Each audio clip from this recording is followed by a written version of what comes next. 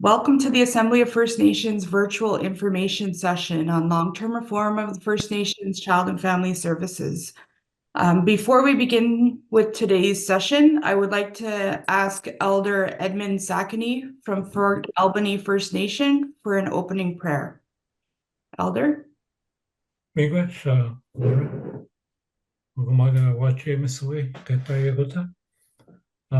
to everyone that's here in this virtual meeting. Mate nutauno kishamantu. Miigwes nitoga pechiminia kaminiga Egypt. Anama bisam kapecha waste. Ugamaganesta. Anama pamatizum.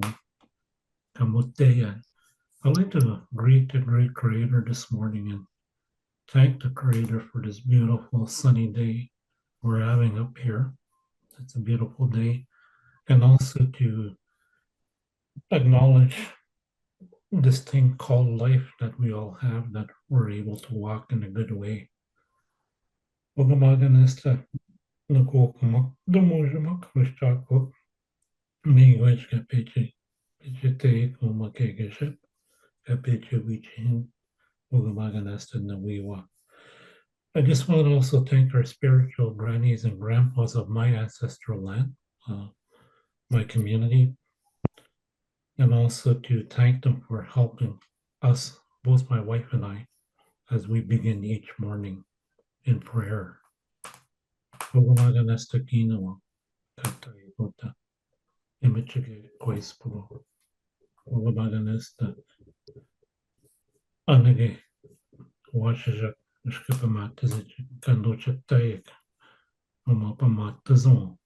And also for all the children, the youth, the new ones, the new life that you're all dealing with through this complex issue.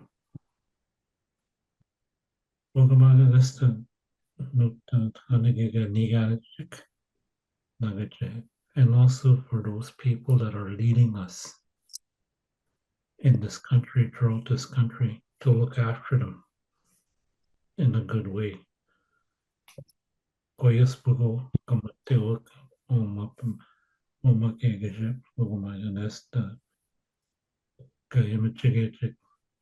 also ask that they continue to walk in a good way and to use prayer as one of their values in the leadership. I'd like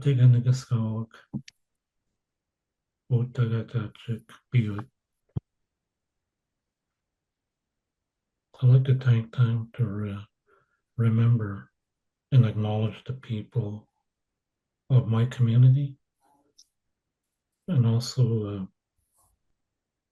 Mr. Goshen, Mr. Fort Albany, Pitabigo, Anama, Nanimunan, Netana. It's known as Fort Albany in the French and English language, but for us it's called Pitabigo, which is where the water, the rivers run, meet, that sort of thing. So James Bay. So I'd like to acknowledge the people here. And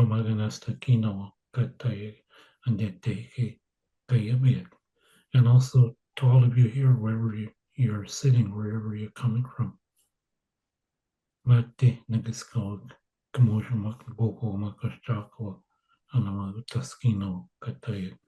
To take the time to acknowledge your grannies and your spiritual grannies and grandpas of your ancestral land or of the ancestral land that you're sitting at. And I would like to thank our Mother Earth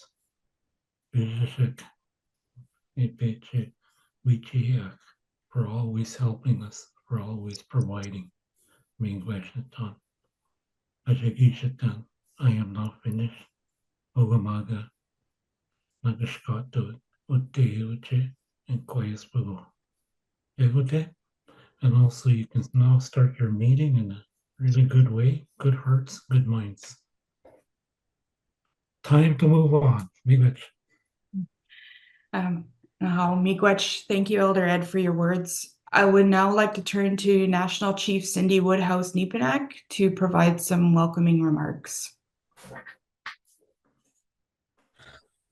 Good morning. I'm sorry I can't show you my face today, but I just finished at CTV and my makeup's a little a little off. It's been a busy morning already, but I want to thank CTV and the news for covering this for us. I know that it's probably one of the most important discussions that we're going to have in our in this next decade here, and I want to thank Elder Ed for starting us off in a good way, and each and every one of you for being on this call, for working together, for trying to find the best way forward.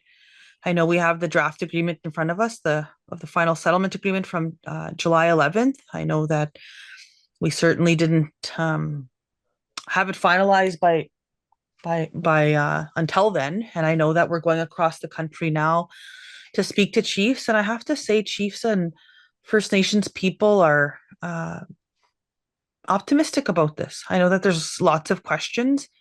It's a sensitive topic. It's a tough issue, but politically, I'm seeing people wanting to find a different way forward. We've come through residential schools, day schools, a 60 scoop. Now we've all inherited this really broken child welfare system, and certainly, it's a huge amount of money, and we need to break it down on what that means. And I think that we have to make sure that this money is First Nations driven, First Nations led. That's never happened in the history of this country before.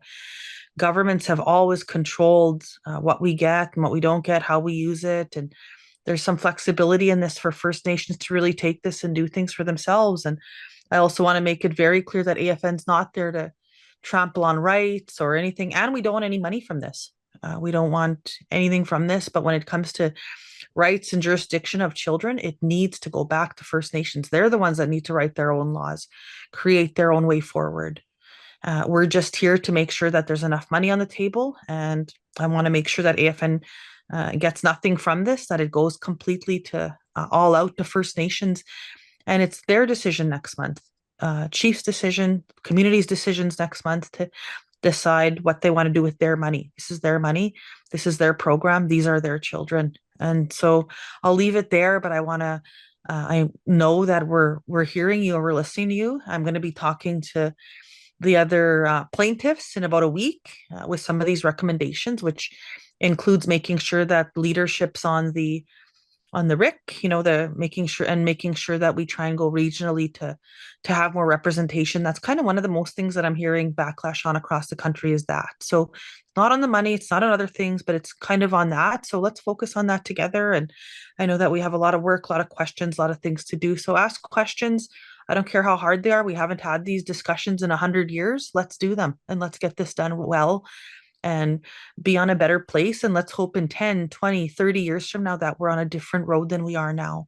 Because the system that we have now is leaving people broken down, from sending them to 10, 20, 100 homes. And my one friend's case, he's a very good friend of mine. I'm proud of him now. He's trying his best to be a good father. He doesn't have much and he struggles himself, but he doesn't want the girls going through that system that he went through.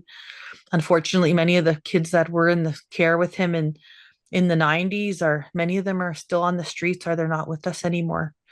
And I always think of those people. This is what this system does, is break down people. So how do we get to a point where, as the elder had said this morning, number one, they pray every morning. Number two, our grannies and grandpas and our aunties and our uncles, how do we get back to bringing our people back home to their First Nations? Certainly, where I come from, a province in Manitoba where there's 11,000 kids in care, 10,200 of them are First Nations children. And that's unacceptable. And then you go to other regions and it's always our kids are the top in all these systems. And it's because it's been perpetuated on us. And it's time for us to step forward. And we won a Supreme Court ruling a few months ago in February, and that was a big win for all of us. I commend all of us. And that isn't the end of it, but provinces need to start getting out of the way. Provinces need to realize that they're not superior to First Nations, and they need to work with us in a good way rather than trying to tell us what we need for ourselves. We've kept our kids for time immemorial, and The only time that it's been off balance is because they try to take over this past, this past 100 years through all these broken systems. So it's going to take us a while to get back. It took us a long time to get here, but let's start, let's begin, let's refresh, let's move forward in a different way. So miigwech, kigyaben minawamina, and thank you for having me here today, and thank you to our wonderful staff. And thank you, Chair. Thank you. Very good. Thank you, National Chief, for your words to start off our session today. I would like to welcome you all again to the third virtual information session on long-term reform of First Nations Child and Family Services, or FNCFS. My name is Lauren Dockstader. I'm the Associate Director of Social Development here at the Assembly of First Nations. I'm a member of Six Nations of the Grand River, Bay of Quinte Mohawk Band, and Wikwemkong First Nations. I will be the moderator for today's session. So this session is streaming from unceded Algonquin Anishinaabe territory, and I'm joining from Boating territory, homelands of the Anishinaabe of Batchewana and Garden River First Nations. Today's session is the third in a series of virtual gatherings that we are hosting over the summer to provide you with more information about the draft agreement on long-term reform of FNCFS. In our first session, we heard from AFN General Counsel Stuart Wutke, who shared a high-level overview of the draft agreement and the funding components that make up the $47.8 billion agreement. In our second session, we heard from AFN Senior Policy Analyst Ashley DeLay, who spoke about protection funding in the draft agreement. This included an overview of agency responsibilities and funding for things like operations and maintenance and least disruptive measures. For those of you who were unable to attend, or if you would like to review the materials that were presented at the last two sessions, I encourage you to visit the AFN's website to access the recordings and resources. The recording and presentation materials from today's session will also be posted to the AFN's website. Today's session will focus on the elements of the agreement pertaining to prevention, as well as remoteness funding and First Nations representative services. We will hear from AFN Senior Policy Analyst on Child and Family Services, Ashley DeLay. Ashley will review the sections of the agreement that focus on prevention, including the differences between least disruptive measures and prevention, types of prevention services, capital and housing, top-up funding for remoteness, First Nations representative services, household supports, and post-majority supports. We will then hear from Julian Falconer, legal counsel for Anishinaabe-Aski Nation at Falconers LLP. Julian will present on remoteness provisions in the draft agreement. We will then hear from Maggie Wente, legal counsel for Chiefs of Ontario at OKT Law. Maggie will present on First Nations representative services provisions in the draft agreement. After these presentations, we will open the session for a question and answer period. You can use the Q&A button at the bottom of your screen at any time to send a question that may be posed to the presenters during the question and answer period. You can also use the chat function to share any reflections or feedback on the presentation or the agreement sections. But for any questions, I ask that you please use the Q&A button. There will be a lot of information shared today during today's session. So if a question comes to mind following today's event, you can email us at social.development@afn.ca to follow up on any of the content we have presented today. There is translation available in the session in English and French. You can select the language you would like to hear today's session in by using the interpretation button at the bottom of your screen. Without further ado, I would like to pass the floor over to Ashley to introduce herself to begin today's presentations. Good morning, all, or good afternoon. I am joining you today from Treaty 6 territory. I'm in Saskatoon today. I've been traveling and meeting with First Nations and talking about the agreement and getting to know people's thoughts and feelings, concerns and questions, and what they find positive and yeah, also have about the agreement, and also yeah, to try and learn about the general feel about how the agreement is presented, and I'm very optimistic, feeling good about how the great questions that are coming from First Nations and from agencies, and I think that together we can really do a great job at making sure that this agreement works for everybody. I wanted to thank Elder Ed for his opening prayers today. We're always grateful to have you with us, Elder Ed, and to National Chief. I've had the opportunity to do some traveling with National Chief and work alongside her, and it's really been an incredible experience. And really commend her for the work that she's done to get this commitment, this financial commitment of $47.8 billion.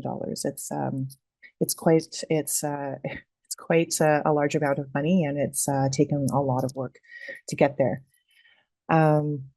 So just to introduce myself a little bit more again, Ashley DeLay, I'm a Senior Policy Analyst on Child and Family Services at the AFN. I've been at the AFN for 3 years, but been working on child and family services and reform of First Nations child and family services in a research capacity, doing actually work for the Caring Society and the AFN a long time ago in my previous research career, and to support the CHRT complaint. So I've been working on this for a long time in a couple different capacities. I'm very grateful to be able to be working on it at this end, working for the AFN and doing the work. Very privileged to be able to do this work. I was born in Calgary, in Treaty 7 territory, but I have been living in Ottawa on unceded Algonquin and Anishinaabe territory for the last 2 years. So to get in, I'm just going to get my slide deck up here.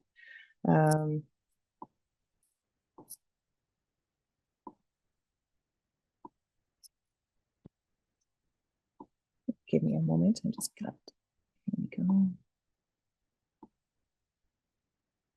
I'll ask Lauren to give me a thumbs up when she can see the deck.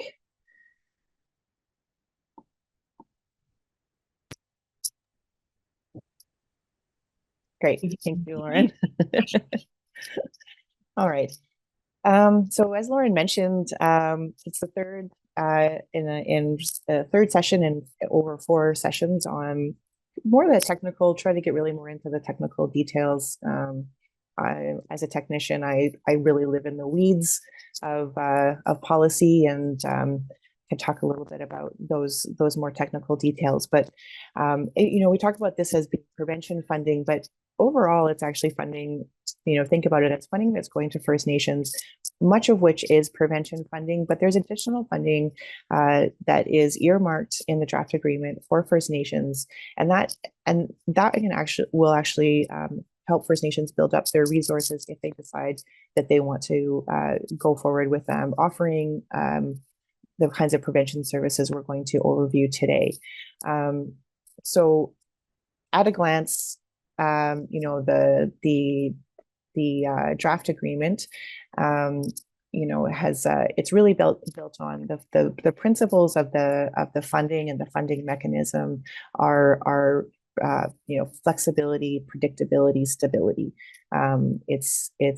We really have heard from First Nations want to move and agencies that the actuals process that which is the reimbursement for services that agencies and First Nations who offer services have been sort of operating in for the last I think since 2018. It's really not like a great planning environment. You can't really do that forward planning. So this funding mechanism really offers that. Really offers those principles of stability, predictability so that First Nations and agencies can plan into the future, to develop services, to innovate on their services, and also flexibility to proactive in how services are funding. It's really, that, really meant to be funding that can address those child, family, and community wellness priorities that emerge in the community, and that the funding that will be allocated to the First Nations and the agencies. It can really be moved around to be that, to be proactive, but also, and then also to to support future planning, or adjust approaches. One of the things that we heard frequently from many of our advisors, and the recommendations of research, was that, working and also in an environment where inflation is capped, especially over the last number of years where we've had record high inflation, really really straps and limits the purchasing power of agencies and First Nations to deliver services and provide for the service population. The recommendations have always been the Consumer Price Index, which is a real-time way of adjusting for inflation, so that the funding that recipients get for this services actually is commensurate to the actual cost of goods and services, and takes into account the fluctuations in inflation. It also takes into consideration population growth. So as First Nations communities grow, the funding will grow with that, so that it's commensurate to the size of the community. And as we'll hear in more detail today, there's also a pretty significant and important part of this agreement is additional funding to that sort of addresses the realities of living in remote communities. Julian will get into the nuts and bolts of that, but we do know that, of course, the cost of living is so much higher. The cost of goods and services is so much higher when you're living in a remote community, and there needs to be additional funding to make sure that that remote communities have the funding required to pay for those services and goods and services. The other parts of the agreement that really helps kind of bolster First Nations space and taking and asserting their inherent rights over child and family services, over the wellness of their communities and their children, is that funding to the First Nation for prevention, and really about lifting up First Nations to be able to do more, and I think in a lot of cases actually receive funding for the kinds of work that they're already doing, and just that they haven't been appropriately funded for. I think many First Nations do much of this work to support their communities, but they just don't receive funding for it or appropriate funding, and this is really going to support First Nations to do that kind of work. Excuse me. We're also we know that they're First Nations, as National Chief spoke about the overrepresentation of First Nations children.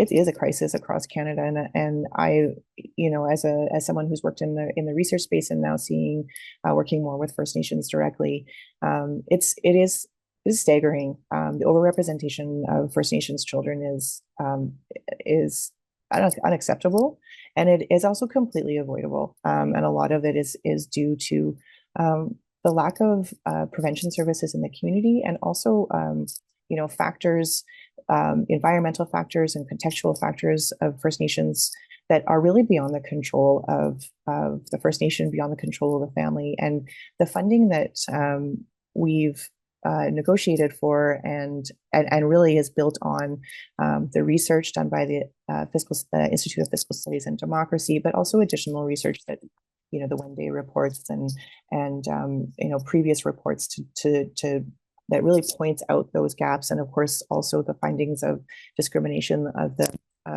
the Canadian Human Rights Tribunal, is we know that more funding is needed to address the drivers of overrepresentation, and that's what this agreement really focuses on, is trying to address those drivers, support First Nations to be able to prevent children who are at risk of going into care, but for non-protection reasons, that really are going into care unnecessarily. This funding can really bolster First Nations to be able to mitigate mitigate risks and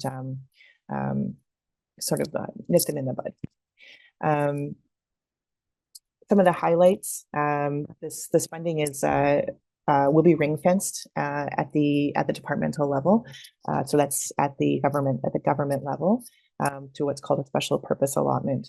It's a way of holding the money so that it can't be reprofiled within Indigenous Services Canada for other programs. This is a recommendation of our National Advisory Committee. It was recommendation of the Institute for Fiscal Studies and Democracy. It was a very important piece of making sure that funding cannot be moved around by Indigenous Services Canada.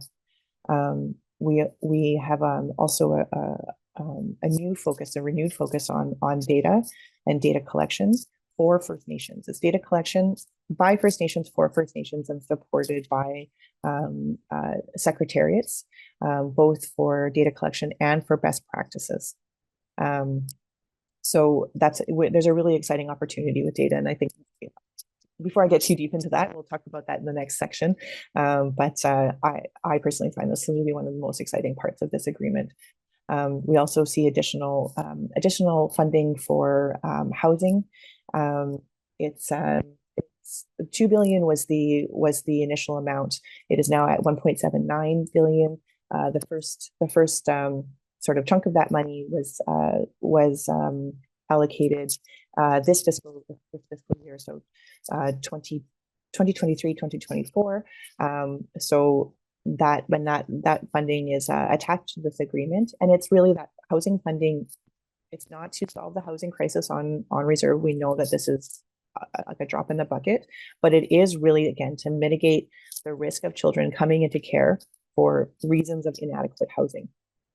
A child should not be taken into care for reasons of inadequate housing, and this funding would go directly to the First Nation, so that, again, they can mitigate those risks and ensure that children who are living in conditions of overcrowding or housing in disrepair or anything with regards to their housing that puts them at risk can be dealt with at the First Nation level. And that mechanism will become actually forthcoming in the next few weeks on how exactly that's going to be delivered, but it's going to be part of the overall community planning process and something that First Nations will already have be familiar with. I think the other strength of this agreement is a First Nations developed and designed dispute resolution mechanism that will move First Nations and the parties to the CHRT complaint out of the process of the CHRT. And this dispute, it's a binding dispute resolution mechanism, and we'll hear more about it again next week, or next session rather. And it's really, it's really envisioned to be something that's more culturally appropriate. With navigators, it's fun. It's going to be funded.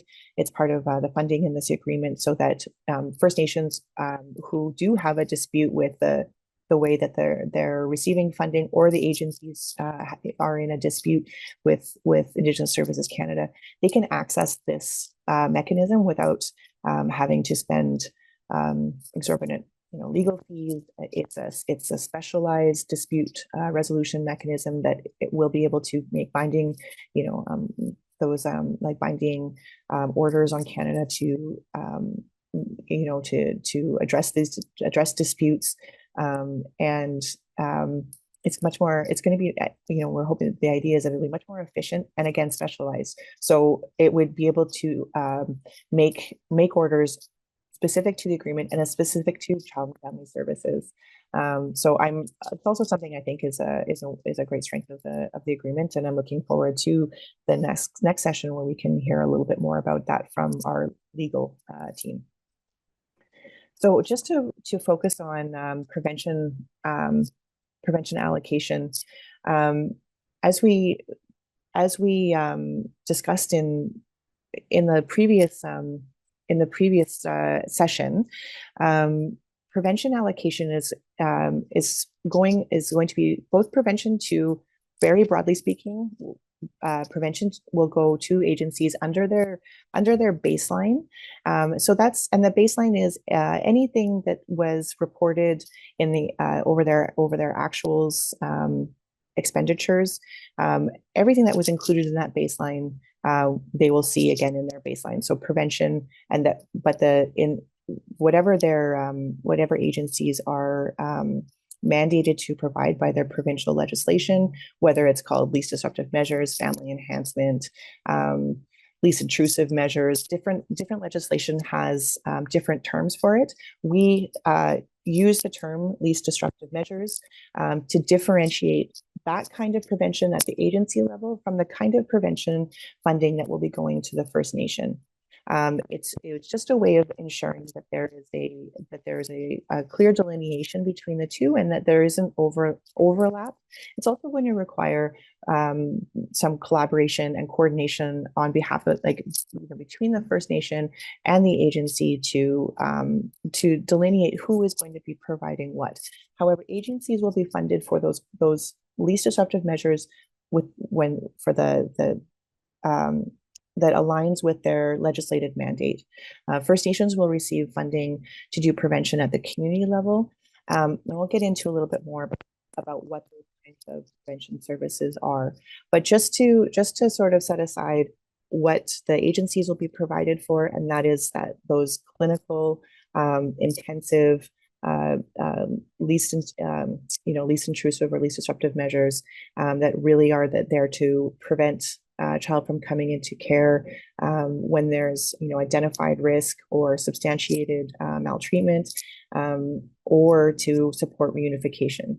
And it looks a little bit different in every jurisdiction, but if you're an agency and you have been receiving expenditures or receiving funding for your actual expenditures for those prevention activities, those broadly prevention activities, you will still receive that funding to be able to discharge your mandate.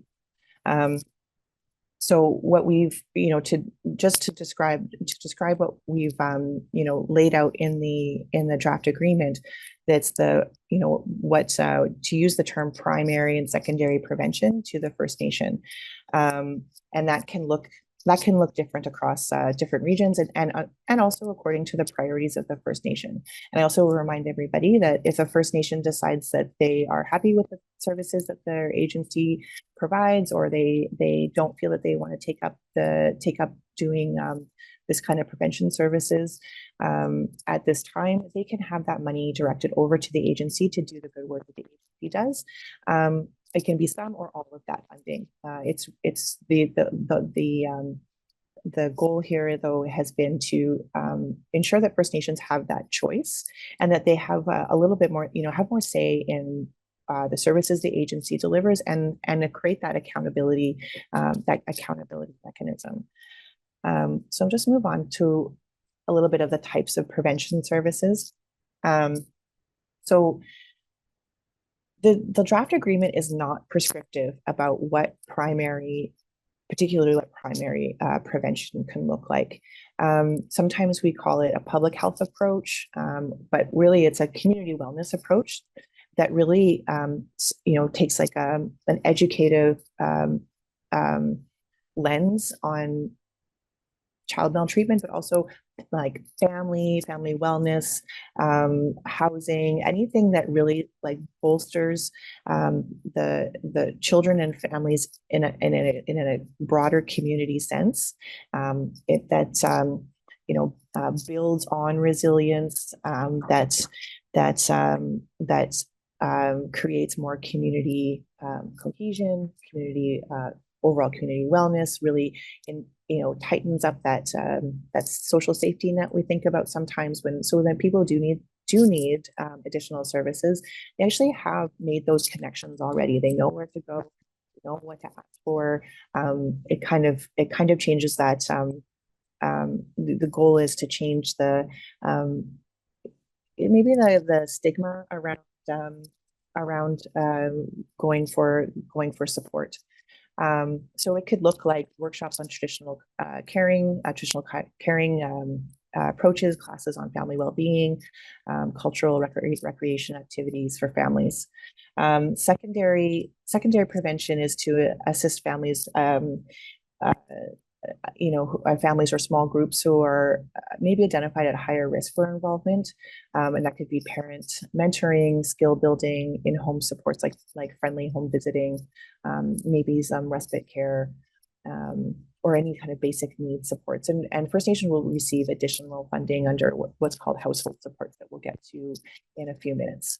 And again, that tertiary prevention, which I've kind of already discussed, is that kind of those clinical prevention supports that the agency has the legal mandate to provide.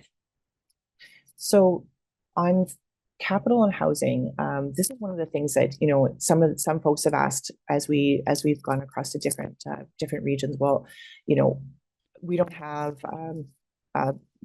buildings, we don't have any any kind of infrastructure to deliver these services from, and that's where the capital funding is going to come in.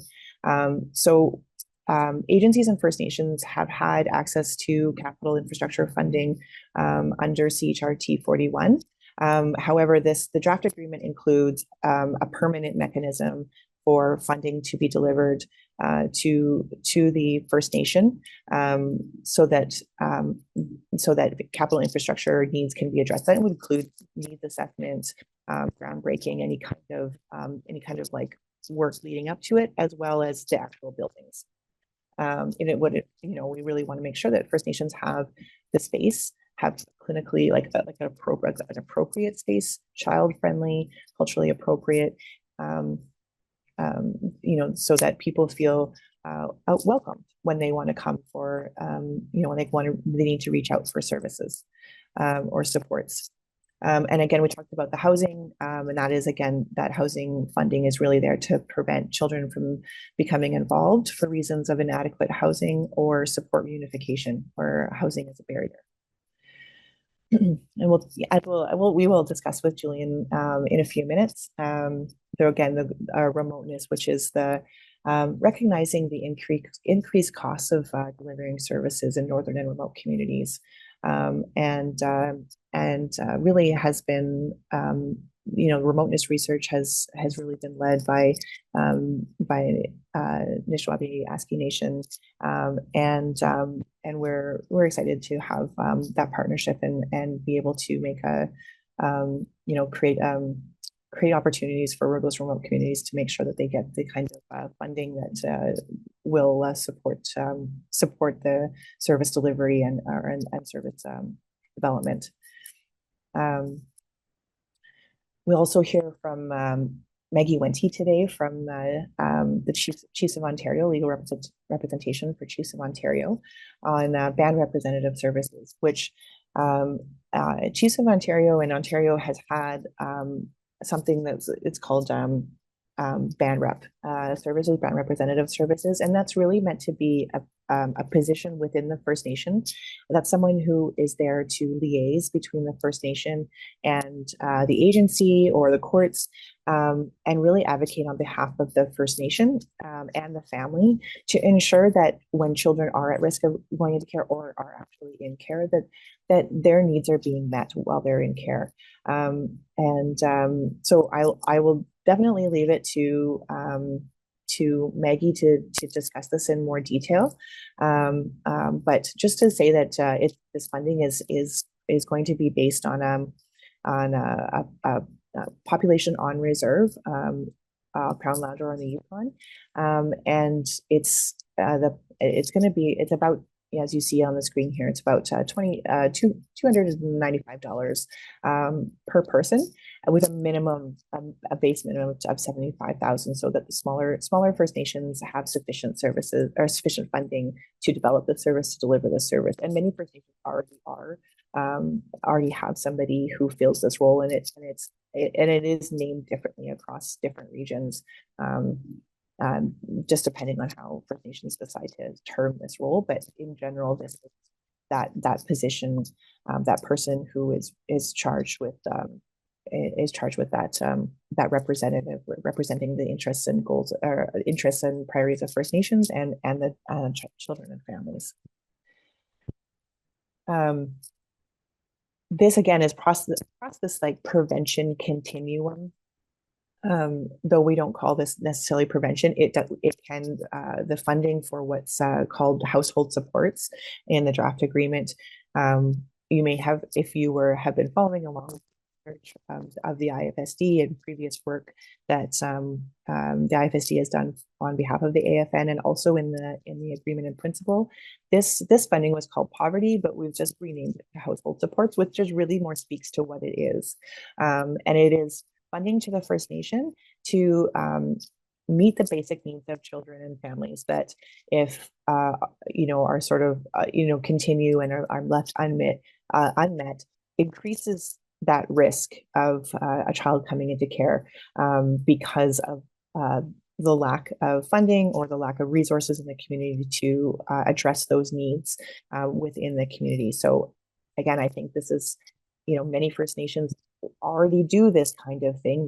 They find money to support families and make sure that children have their basic needs met.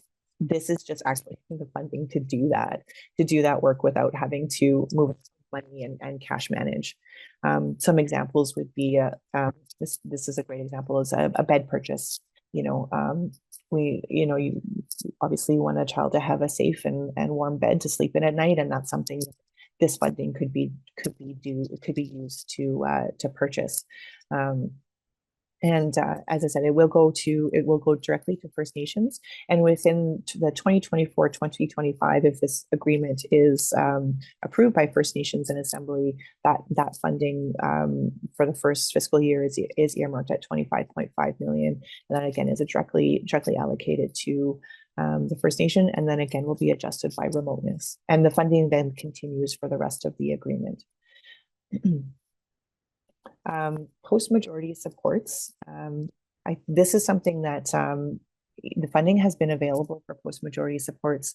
That's post-majority support services has been available through CHRT orders. However, those orders actually expired in 2023. Canada has been continuing to fund those as we move towards a draft agreement so that we continue to have funding data to best understand how much funding is required to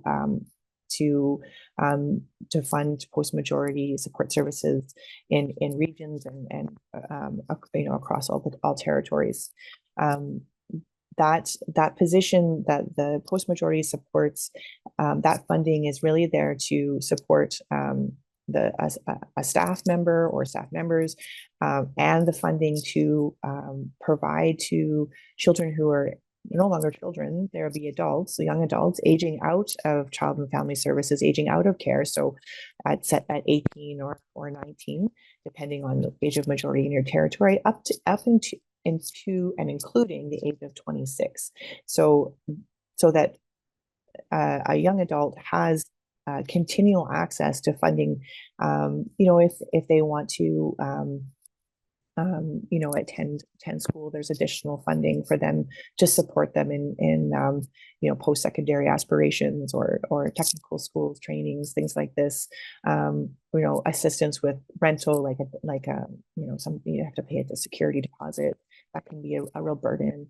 And it's really to mitigate, again, some of those risk factors we see for kids who have aged out of care without supports in their community or wherever they're living. Because it's what's really great about the post-majority supports too is that it's portable. So it follows the child. You don't have to be living on the earth to receive these supports, to receive this funding. It's meant to meet the young adult where they are at. So one of the possible ways that this funding could be used though is to support reconnection and repatriation. So I think a lot about one of the representative plaintiffs in the compensation side of the CHRT complaint, whose name is Ashley too, and how she talks a lot about how she was removed from care, and she talked very publicly about this, or removed from her family and put into care. She grew up in Vancouver, but her community was actually in Northern Ontario. And so, you know, the costs associated with like reconnecting, going back to your community, connecting with your family, that could be something that post-majority supports also can go to if the young adult wishes to do that. It's really meant to be driven by the needs, the self-identified needs of the young adult aging out of care. You know, funding can be provided to the First Nation or an authorized service provider. It's at the discretion of the First Nation, and as you see here on the slide, it's funded at almost $800 million over the first 5 years. Of course, there will be funding in the second portion of the 10-year agreement, but just so a high level look at the first 5 years of funding. Is almost up to $800 million. So I think that's it for me. I did just want to mention too that also in the agreement, you'll see funding for IT. So that's for First Nations to purchase or upgrade their information technology systems, so that they can, you know, get a case manager, buy computers, laptops, handheld devices, anything needed to from an information technology perspective. The funding will be there for First Nations to purchase or upgrade those services, and also for results. Results would be actually for the purchase and maintenance and a full-time position for someone to do some performance management, to run a database, populate a database with information about how services are being delivered, and to be able to use that data to identify priority areas or sort of adjust the way that services are delivered. We can see with performance measurement, you know, where you might want to pivot some of your services, where you might want to dedicate some more funds, or identify a gap in your services, in order to, again, like build in those preventative measures. And agencies will also receive that kind, you know, or that's kind of built into their baseline too. So, and again, we will receive support with doing that kind of work through the Secretariat as it's an undertaking to start building in some performance measurement. But the Secretariat, if the draft agreement is approved by First Nations, the Secretariat, there's funding for a Secretariat so that they will be able to do supports for provide supports to First Nations on the data side of things. Okay, I think I'm gonna pass it back to Lauren. Great. Thank you for your presentation, Ashley. These are important elements to understand about the draft agreement, to see how it will impact our children and families and the services and funding that will be available to support them. I'd just like to remind our observers today that the recording and presentation materials from today's session will be posted to the AFN's website in the coming days. So just make sure that you're coming to visit our website to get those materials and see the past recordings and presentations that are available for this series. Also, just a reminder to use the Q&A function or button at the bottom of your screen for the question and answer period that we will be having after we've done our next couple of presentations. So with that, we will now turn to Julian Falconer, a founding partner of Falconers LLP. Julian has served a number of First Nations organizations in his career on matters including policing, human rights, child welfare, and education. Outside of his role as a lawyer, Julian is an author and a pilot. I am pleased to turn the floor over to Julian to share about the remoteness provisions in the draft agreement on behalf of Anishinaabe Aski Nation. Julian? Thank you. Good morning, and I'm hoping my audio is working okay. Do you hear me all right? Yes, we can hear you and see you. Terrific. So it's an honor to present today on behalf of Anishinaabe Nation. People will know that at its heart, the draft FSA, and it's draft because it hasn't been approved yet. The draft FSA final settlement agreement is a settlement of outstanding litigation before the Canadian Human Rights Tribunal. There are three what I would call governance, Indigenous governance organizations, being Assembly of First Nations, Chiefs of Ontario, and Anishinaabe Nation. And the fourth party is, of course, the Caring Society. Of the three governing organizations, the three First Nations rights holders, Anishinaabe Nation has the honor of having really honestly received standing late in the game relative to when the complaints were originally started. And that was because it became apparent to NAN in and around 2016, after the judgment was issued finding discrimination, that there wasn't a specific voice speaking to issues of remoteness. So it's really on that topic that I'm honored to speak to you today. And I have a PowerPoint presentation on these issues. I like to say that sometimes it's PowerPointless because it ends up being a wall between us and who we're speaking to. I'll try not to do that. What I do want to ensure is that you get some precise information about the FSA and about the provisions for remoteness that have been made in the FSA.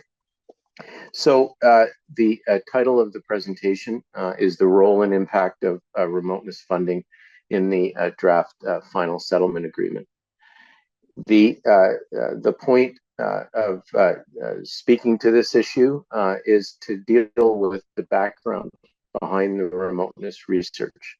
In other words, to tell a bit of a narrative of how we got here today in terms of the FSA.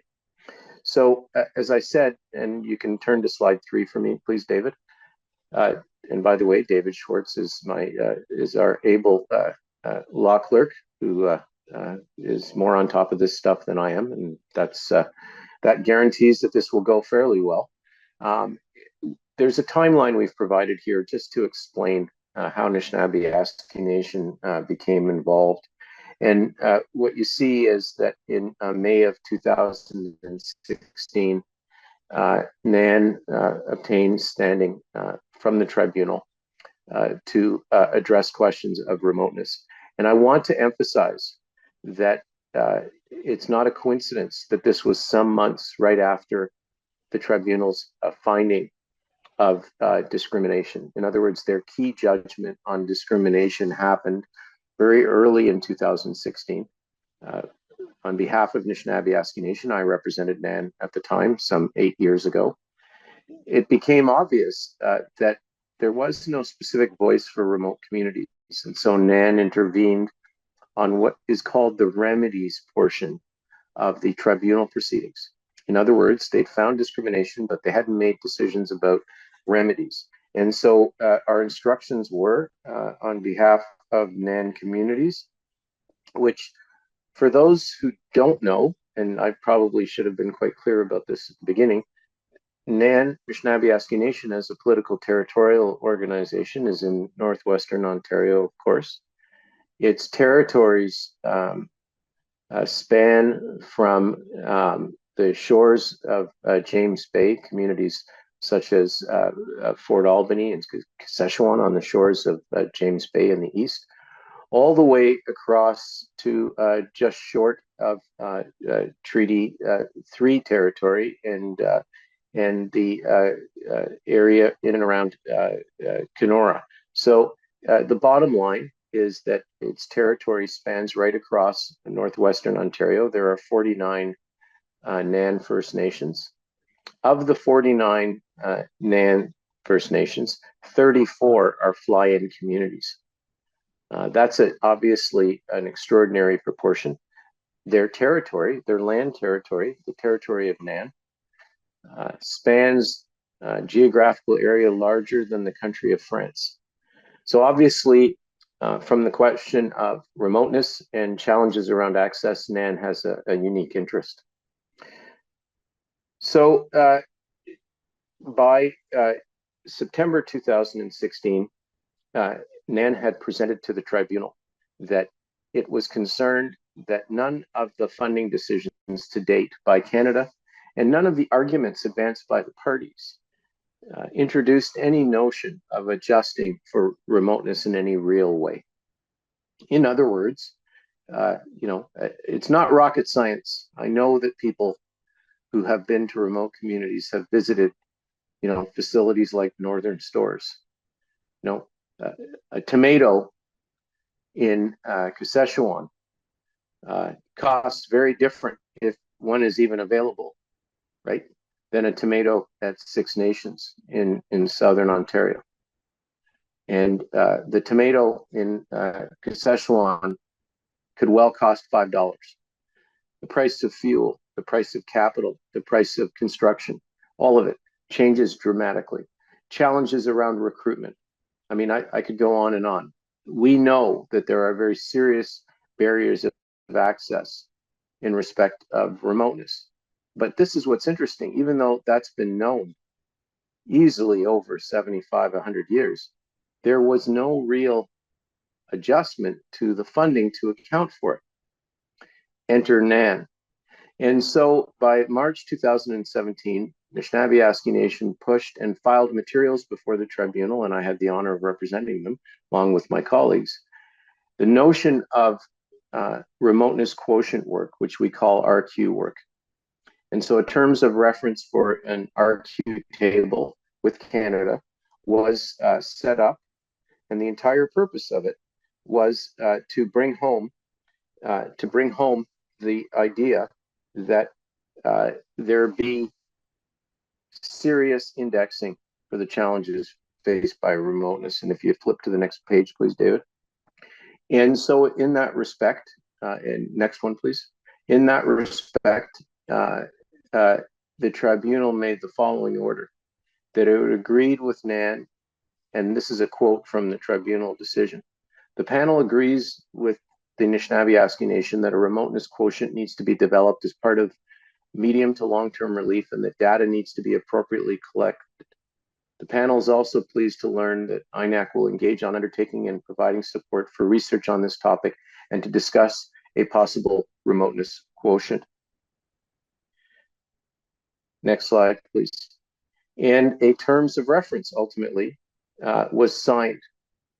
Next slide, please. A terms of reference was signed by Canada, and you'll see Minister, at the time, Minister Carolyn Bennett and Grand Chief Alvin Fiddler in 2017 signed a groundbreaking first time terms of reference for the creation of the RQ table. So I'm spending some time on this because I'm trying to make the point that there's history to the research and there's history to the numbers that dates back now some 7 to 8 years. All of this has it wasn't just some surface platitudes. It wasn't just words. We hired experts to start truly indexing the cost of remoteness. And the whole idea of this, to be honest, is that it's a numbers game, right? It's a numbers game, and I don't mean to be disrespectful of the challenges faced from an access point of view by remote communities, or to disregard the many advantages that remote communities enjoy in their connection to the lands, because those are all very special features that can't ever be ignored.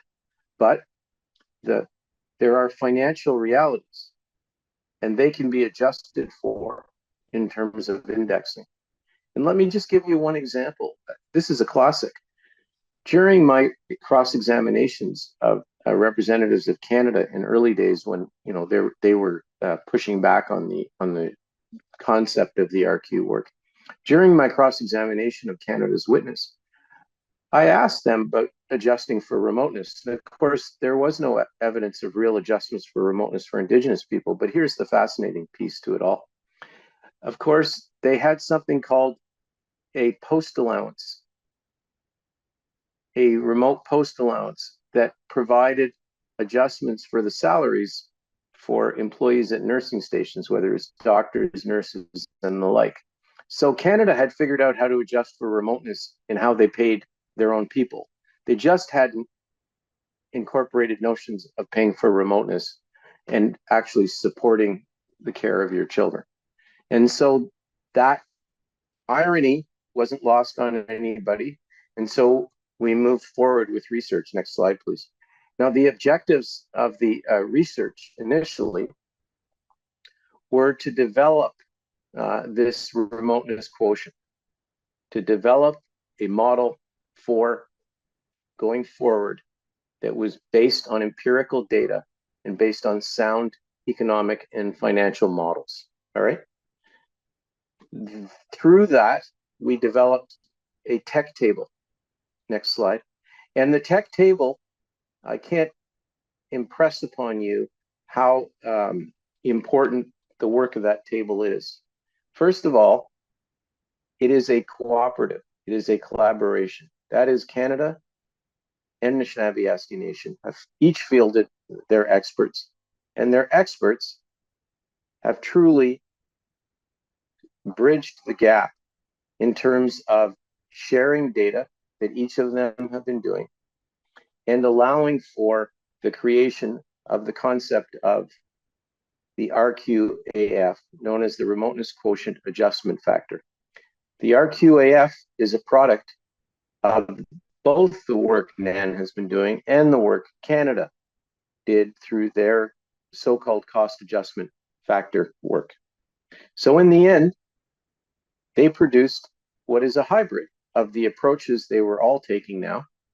And the news is very good because they were able to develop some very strong data on the necessary adjustments for setting Indigenous communities up for success when it comes to issues around remoteness. Let me now address what I would say are some of the important features of the FSA. But I do want to emphasize this for a moment, and you can take the slide down for a minute, right? Let's try to actually just make the PowerPoint disappear. It is so key to appreciate that this is the opposite of perfect, that there is no doubt in my mind that many legitimate criticisms of the work to date in terms of what it doesn't capture could be made. What I would say is that this is, like many things, a work in progress. Your problem is you have to start somewhere, which this clearly does. And secondly, one has to reflect on, well, if the if chiefs and leadership of communities exercise their absolute right of self-determination and their right to make their decisions under principles of free, prior, and informed consent, let's assume they make that determination not to go ahead with the FSA as it's currently framed. Fair enough, that's exactly what is supposed to happen, that you make the call. The challenge is, next year, you're going to be negotiating with, no doubt, a government informed by Poilievre and led by Poilievre. And are you likely to see the level of inroads made to date on remoteness by the Poilievre government? Those of us who are negotiators, our political read, and it's just that, it's a political read, we could well be wrong, right? Our political read is they will not be as accommodating. There is not a history of collaboration as there is right now with this current government. And so we kind of took stock of all of the gains we've made, as in the research on remoteness. We brought it to the surface and created provisions, draft provisions in the FSA to reflect those gains. So in other words, at some point we had to ask the question, okay, where are we and what are we able to create in the in a draft agreement that would truly reflect the work. And that's where you see section or part 11 of the FSA, entitled Remoteness Research and Related Items, sections 118 through to section 131. You see a series of provisions that reflect the work to date. Again, hardly perfect, but the sense of it is this is as good as it's going to get for now. And I do want to emphasize, and we'll go back to the PowerPoints, the PowerPoint list, as I like to say it. We'll go back to those slides in a minute, but you were quick on the draw there, David. We'll go back to the slide in a minute, but I can't emphasize enough. It is a work in progress, but there is no tribunal order that is going to provide the actual adjustments that are in this agreement. That is, this agreement provides for actual RQAF adjustments. The tribunal has made no such order. They've said, do the work. And they've made an order recognizing the importance of the remoteness quotient work. But we have not gotten orders for the exact numbers, nor has the tribunal made an order, for example, for the creation of the National Assembly of Remote Communities, which is one of the features of the AIP that everyone knows about from several years ago, the Agreement in Principle, and is now an ongoing organization. These did not come from a tribunal order. They came from collaborations with Canada in the spirit of an attempt to basically institute reform as a result of the tribunal's decision. I'm only drawing that distinction that people need to hear, that there are many things that are achieved in the FSA that aren't reflected in a tribunal order. And that's the difference between litigation and settling a case, right? It will be a decision for the leadership to make whether this is enough. There's a song from the Rolling Stones. You can't always get what you want, but if you try, you get what you need.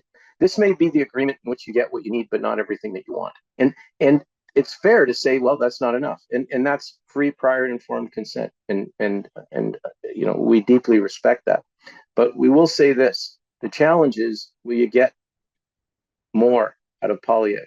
And those of us who are negotiators believed it was time to, if we could, arrive at something worth recommending, and that's what we think we've done.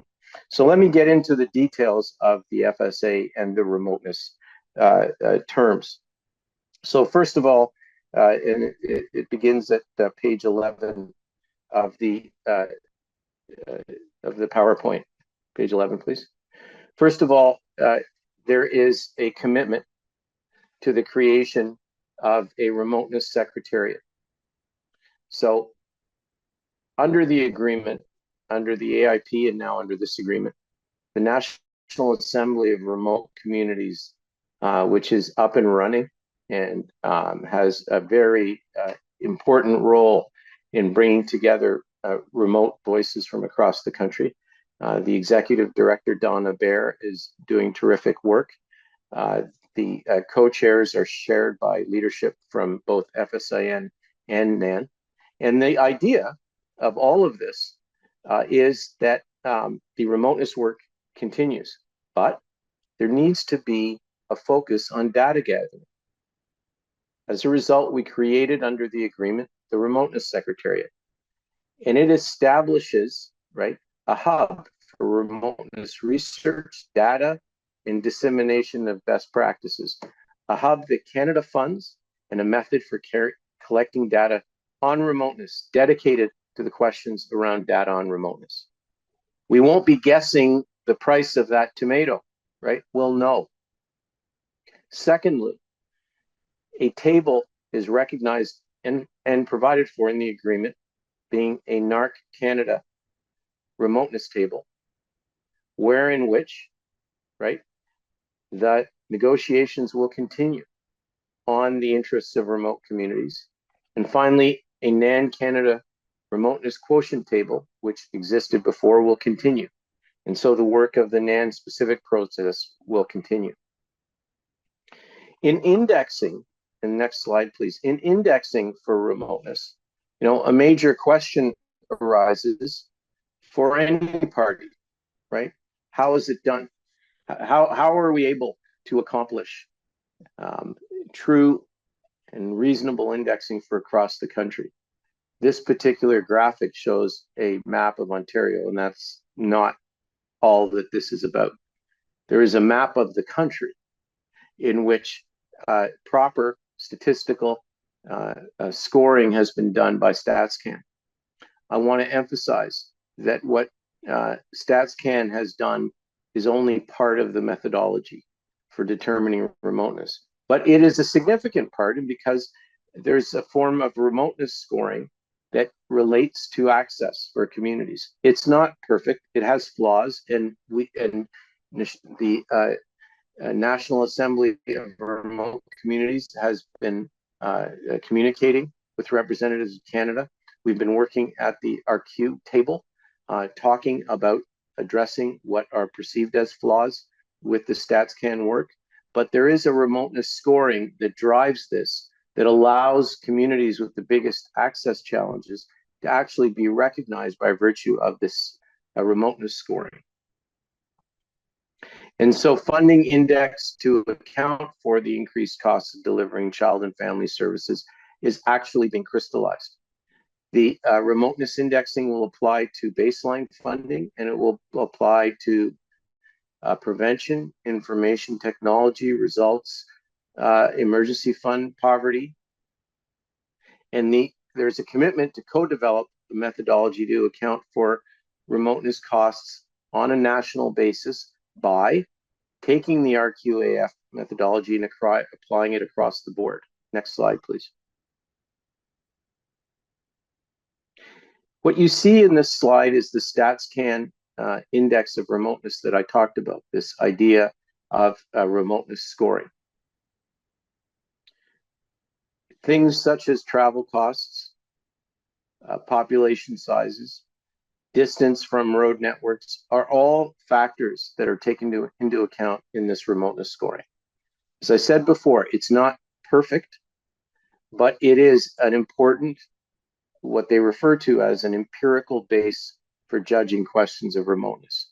So, gone are the days of throwing a dart at a board to decide who qualified for what funding. This is driven by the numbers. Next slide, please. The draft FSA will provide agencies and First Nations with adjustment funding based on full implementation of a methodology, which creates a potential average across the country of 30% adjustment. So that's the first time ever that this kind of First Nations cited evidence-based methodology will be applied. It will set a groundbreaking bar for remoteness adjustments. But I would also say this, that there will be, there will be voices that are loud and concerned that, some of the most remote communities get the largest adjustment. That's the point of the work. So as I understand it, and I see this in letters, Caring Society that is publicly indicated, and specifically Cindy Blackstock and Raymond Shingoose have indicated their opposition to the agreement, and they say that, hey, there's a problem here.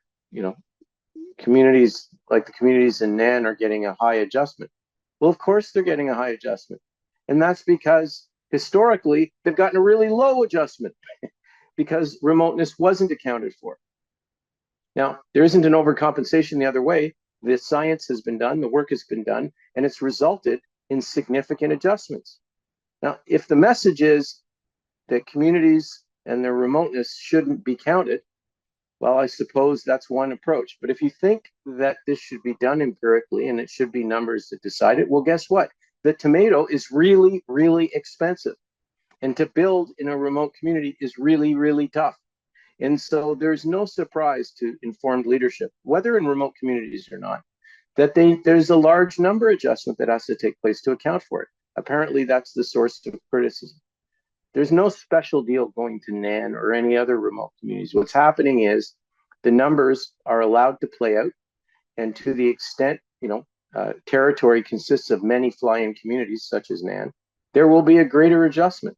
There's no surprise in that. There are communities in northern Manitoba. The Tribal Lake Council is a perfect example. There are many communities across this country who have the kinds of challenges Anishinaabe Nation does that will benefit from adjustments to remoteness. There are other communities who are not quite as remote. They will also benefit.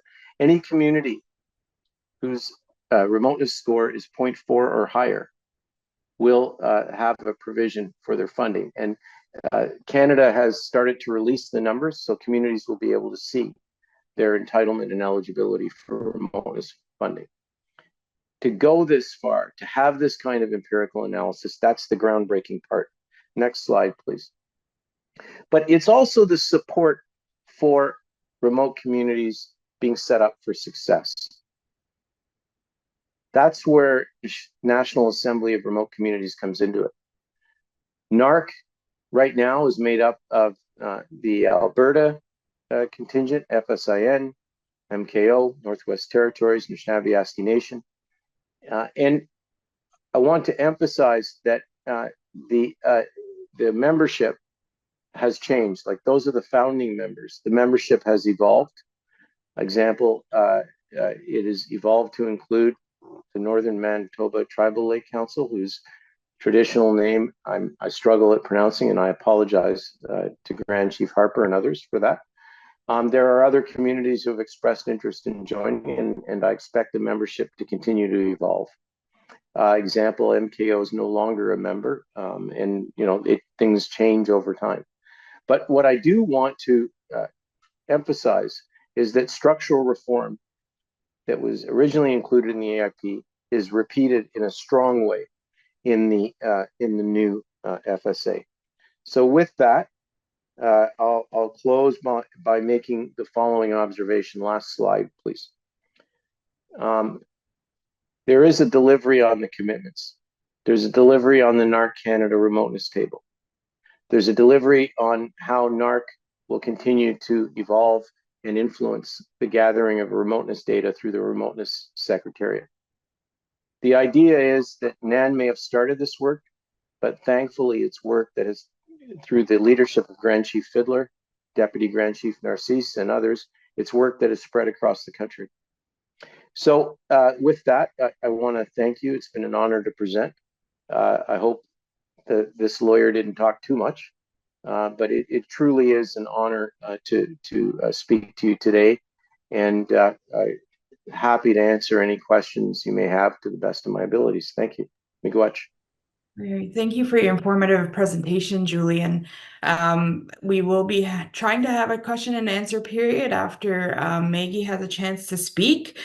Just a reminder to our participants watching that this recording and all the materials will be available on our AFN website. If you have a question, please use the Q&A function on the bottom of your screen to submit a question. Of course, comments and feedbacks are always welcome in the chat area. As well, if you don't have the chance to give us a question today, you can also provide your question via email to social.development@afn.ca, and we can respond back to you with some details about that. So moving forward, we will now turn to Maggie Wente, partner at OKT Law Firm and a member of Serpent River First Nation. Maggie has focused much of her career on advocating for equality in First Nations child and family services and supporting First Nations to exercise jurisdiction over child welfare. In addition to her many past and present leadership roles, including with the Indigenous Leadership Initiative and Aboriginal Legal Services, Maggie was a commissioner at the Ontario Human Rights Commission from 2006 to 2015. Maggie, the floor is yours. Miigwech. Hello, chiefs, grand chiefs, other leadership, and community citizens. Ani, bonjour. All right, so I'm here to talk to you about sort of the history of First Nations representative services in Ontario, and also to provide a sort of outlook about what First Nations representative services could be in places outside of Ontario where that funding stream would just be introduced in a revised or in a final settlement agreement. So I will bring up a PowerPoint and we'll get to work.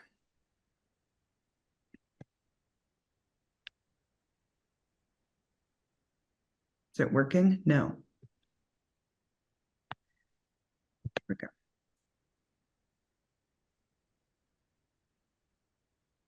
All right. So for those of you who are, I appreciate many of you might be from Ontario and you'll probably know me from my appearances at Chiefs Assemblies. But for those of you who are outside of Ontario, just to let you know, I'm, as Lauren mentioned, counsel for Chiefs of Ontario on this particular file. So I'm here today. I'm just going to go through the PowerPoint, not in presentation mode, because sometimes it glitches when we do that. I'm going to talk briefly about the history of First Nations representative services in Ontario, and then talk about what the role of the First Nations representative is intended to be, both under federal legislation or under provincial or territorial legislation. And then also talk about from our practice and our history in working with First Nations in Ontario who provide First Nations representative services, just a few small examples of the kinds of practices that we've seen in terms of how First Nations representatives can work in order to keep children and families together, keep children in communities, or bring children home. So I'll start with talking about First Nations representative services, which you may have just started hearing about recently because it's a new funding stream that will be available outside of Canada if the final settlement agreement is ratified. Until recently, these services were called band representative services. And band representative services is something that has been provided for under the provincial child welfare legislation in Ontario for a very long time, since the 80s, I think. So the old Child and Family Services Act was the act that used to govern how mainstream child welfare agencies and First Nations agencies had to operate. And in Ontario, we have services not directly delivered by the Department of Social Services, as you may have in other provinces. What we have is a system where the legislation sets up First Nations agencies, or not First Nations agencies, it sets up mainstream agencies who provide child and family services instead of directly from the government. So when I say agencies, that's what I'm meaning there. So that was a role that was defined for First Nations only to be involved in many, many aspects of the child welfare process. And that has existed sort of since the 80s. Then a few short years ago, maybe about 5 years ago, there was new provincial legislation that came into effect in Ontario called the CFSA. So that's called the Child, Youth and Family Services Act. And that role both extended the concept of Indigenous representation to both Métis and Inuit communities, but it also expanded the role of the band representative. And so even now more than when the CHRT's decision came in 2016, First Nations in Ontario have rights and obligations, they would say, to protect their children and also to be involved in the First Nation or in the child welfare process from start to finish.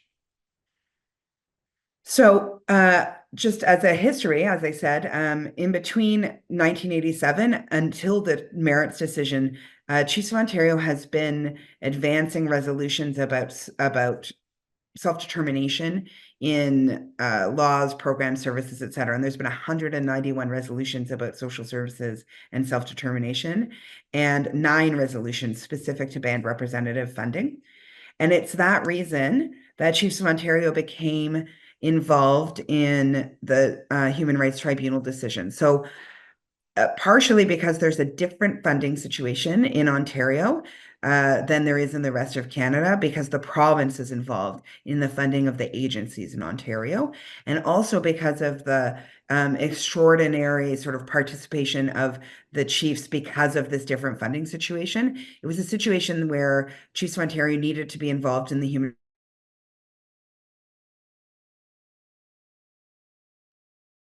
the different funding situation and the way that the discrimination operates. And so through the tribunal process, Chiefs of Ontario has been informing the tribunal about how the funding situation is different in Ontario, how it affects children, youth, and families in Ontario, and also about the different statutory circumstances in Ontario that lead us to have a different kind of role in the child welfare process than exists in the rest of Canada. So as I say, there's a double word there. I apologize for that. Agencies, or the CASs, the mainstream child welfare agencies, have long been required to consult with First Nations about children that are in their attention, to involve First Nations about children that are at their attention, and to listen to First Nations views about placements of children. And that has been happening sort of since the CFS in the 80s. And through much of the 90s, Indigenous Services Canada had actually funded for band representative services on a claims basis, but there was some limited funding. That funding was cut off in 2003. And that was part of the complaint that went to the Human Rights Tribunal. And what the essence of the complaint is that there is a service that is available under the legislation in Ontario that is not funded, because Ontario didn't fund First Nations to provide that service. And then after the funding was cut off by ISK didn't fund First Nations to provide that service. And other children, non-Indigenous children, who have services that are set out in legislation, are entitled to receive those services. And so our claim at the tribunal was the fact that Indigenous children were entitled to receive these services but weren't being funded for them was discriminatory. And we were successful at that in 2016. And from there came some remedies about funding of First Nations representative services. How it used to work in that period where there was no funded band rep services is that First Nations who wanted to provide band rep services, even though they weren't funded, used to try to squeeze it into their funding profile. So sometimes they had a worker that was called the family well-being worker, or, a child well-being worker, and they would provide those band rep services.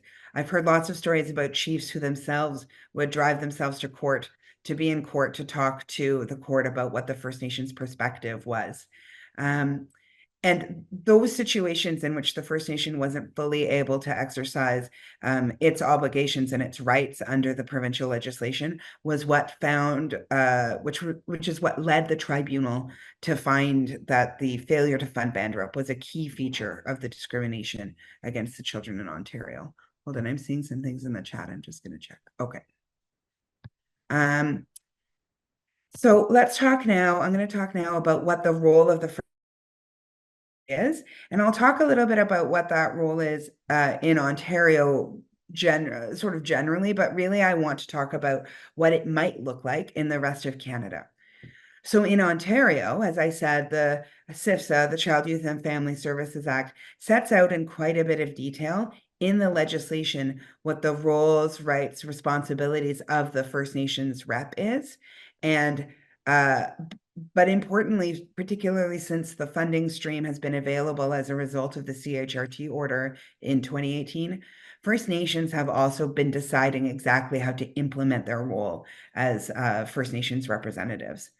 There are some other provincial or territorial legislative regimes that I think have some amount of First Nation representative involvement. So my understanding is in Alberta that the legislation has a role for First Nations. I know in Newfoundland and Labrador, they recently amended their provincial legislation to provide for representatives from First Nations to be involved, not exactly the same as in Ontario, but to be involved in the child welfare process. So that is something that is happening in certain jurisdictions where there's coming to be at sometimes rights under the provincial legislation for First Nations involvement. And of course, under C-92, or the new federal child welfare legislation, there is mentions of some involvement about First Nations who now have the right to be informed of significant measures involving what their children, involving what an agency might take with respect to their children. And also they have a right to be heard in court. So that opens the door for First Nations representative services to be something that is practiced across Canada and no longer just in Ontario. Because of course we know that C92 requires all service providers to follow a minimum set of standards.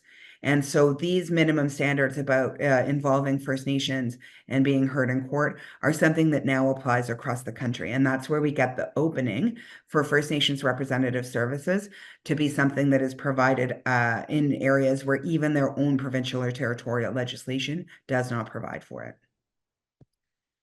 So what does the final agreement, the draft final agreement, say about what the intention of First Nations representative services is? So that's found at section 24.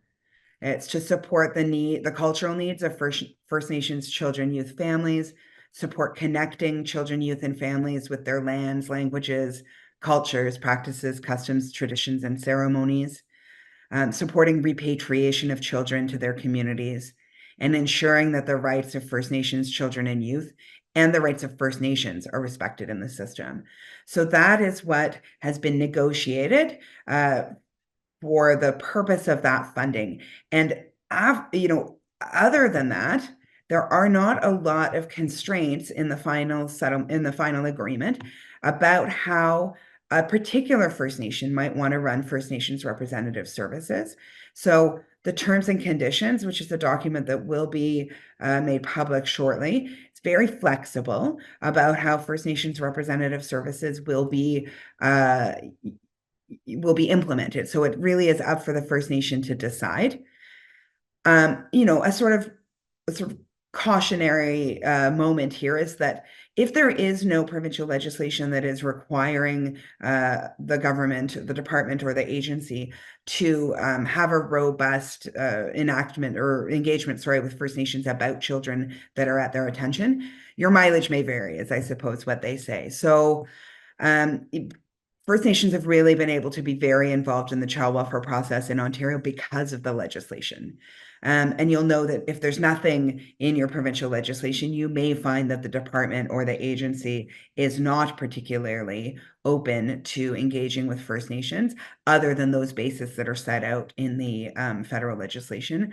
But it's an opening here for people to start having those relationships with their agencies or with the First Nations, with the departments that may be apprehending or taking care of children. Taking children into care is what I mean. And in Ontario also, and sometimes outside of Ontario, I have seen as well, some First Nations may have protocol agreements with agencies or with the government that defines relationships and rights when children are at the attention of an agency or children are taken into care. So that's a kind of role that the First Nations representative might operate under. It might be something that's agreed to between a First Nation and an agency, or First Nation and the government. So I'll just take you now to a couple of wise practices and ideas that we've seen in our practice in working with First Nations as they sort of develop or redevelop new First Nations representative services programs with the funding that's been given to them. So the First Nations representative isn't intended to take over the role of a child's representative or a parent's representative in court or in the child welfare life cycle. The First Nations representative is intended to actually really bring the voice of the First Nation to the agency or to the department who is providing the child welfare services, in order to provide the perspective of the nation. And so in Ontario, what we've seen is this is really about a nation building event or a nation building project, so that the First Nation can articulate to courts, to child welfare workers, et cetera, what their vision is for children and families, and then individually also try to assist certain children or assist the children and families that they can through navigating the child welfare process. So they can often act as family support people in the community. They often provide assistance to the agency or the department or the child welfare worker to liaise between the First Nation, to liaise with families, to provide family support services, help find community placements for children. Certainly, it's been an experience that we've seen that the agency or the department is not in a great position necessarily to be able to identify an in-community placement, but often the First Nations representative is very easily able to identify a kin placement, a customary care arrangement, a family who might be able to take a child into their care for a temporary period, and then also provide some resources in order for the family to do that.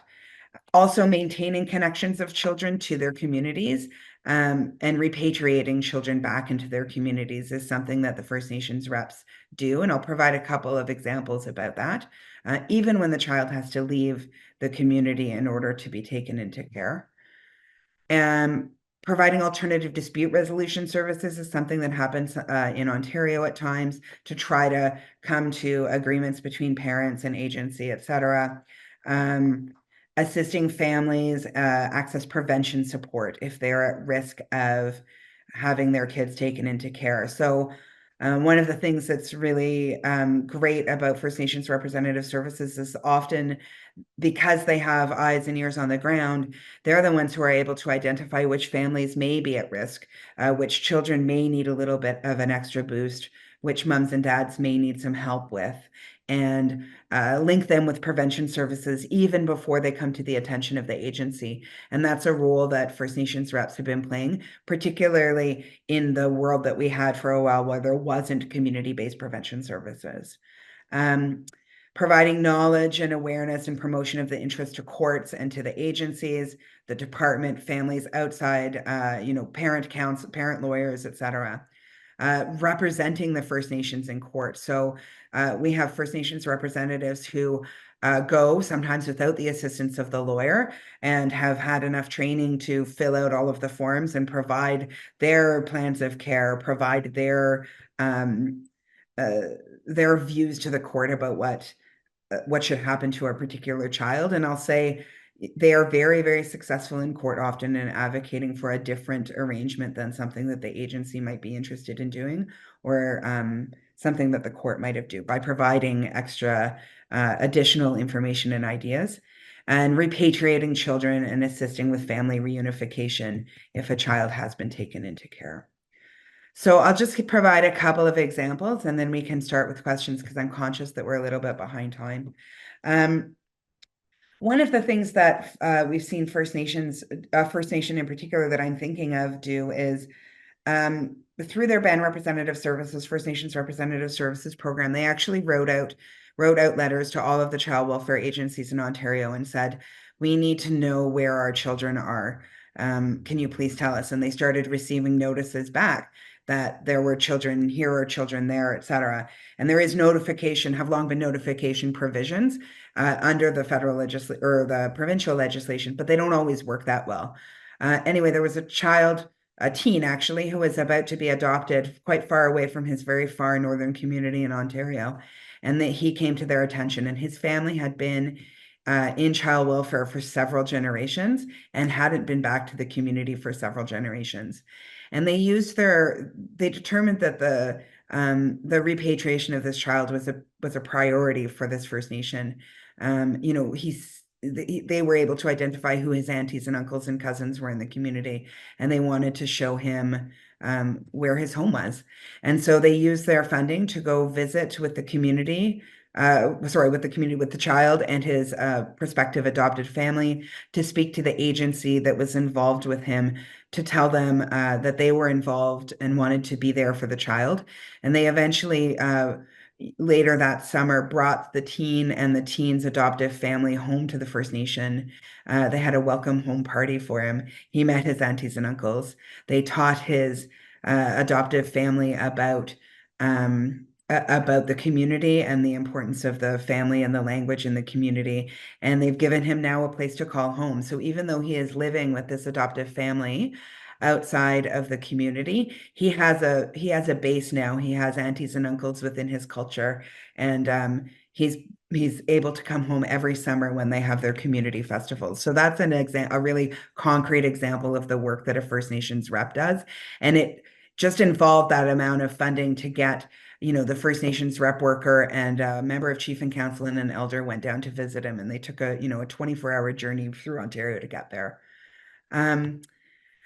Another story, or the story that we see all of the time, is using First Nations Representative Services capital money to build transition housing for families who are at risk of having their kids go into care for a variety of reasons, and bring them into. So there's a First Nations Representative Services housing complex that just opened at Six Nations in Ontario. So I was thinking of them in particular when I was writing this. They have several multi-bedroom units, and social services and prevention support services right in this building. And the families who are at risk of either becoming homeless or risk of the children being taken away are put into these apartment buildings, given a place to live, given supports and wraparound services in order to be able to stay in community and be connected to the services they need. And another sort of example is that happens all of the time is we see First Nations reps finding community placements where the agency or the department isn't able to identify a community placement. So just actually being some boots on the ground in order to go around and find someone who might be able to provide a temporary place of safety for a child is a role that First Nations reps take on all the time. So those are just a few of the stories that I've seen in my work that have been really, really helpful in terms of bringing children home and keeping children home that First Nations Rep Services can provide. And as I say, it may be a bit more of a journey for communities where their provincial legislation doesn't necessarily provide for First Nations representatives to have particular roles, but hopefully the funding will allow people to start building the services and building capacity in their community and advocating for bigger roles in the child welfare system, regardless of whether or not the provincial legislation provides that. So, Miigwech, thank you so much for hearing me out today. And I was very pleased to be asked to speak, and I'm happy to take your questions. Thank you so much, Maggie. We have about 15 minutes left today for any questions that you may have. Again, use the Q&A button at the bottom of your screen to submit any questions to our panelists today. It could be anything from what you've heard today on prevention, remoteness, First Nations or band rep services today. There are some questions, and I'm going to start asking the panelists for a response. Starting off with Ashley, if Julian or Maggie have follow-up comments to any of these questions, and likewise Ashley, please join in. Ashley, with the second generation rule through the Indian Act, does this agreement have any funding to help members that live on or off reserve lands with children that have direct lineage to a nation? I thank you for that question. Actually, Maggie, I'm going to ask Maggie to just clarify.